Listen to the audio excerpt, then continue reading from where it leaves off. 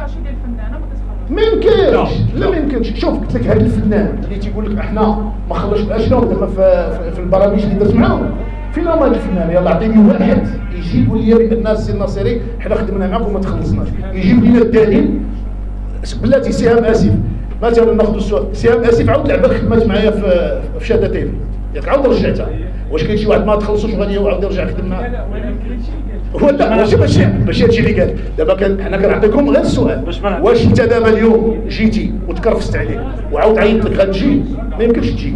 اذا اي واحد كيقول اللي بغى، راه كاين بعض الخطرات بعد الفنانه ماشي ما كنعتبروش فنانه كبار انا، لانهم كيكونوا بساط. كيقول لك مثلا بغيت نخدم معاك، ملي كتجي كدير كاستين كتقول له ودي راه ما عنديش لك الدور اللي غادي تقدر، كيتقلق تيخرج تيقول لك السي سعيد راه حيت ما تيديرش، كيلقاو السبه ولا هذا. ثانيا هما كيتعاملوا مع شركه، ما كيتعاملوش مع سعيد الناصري.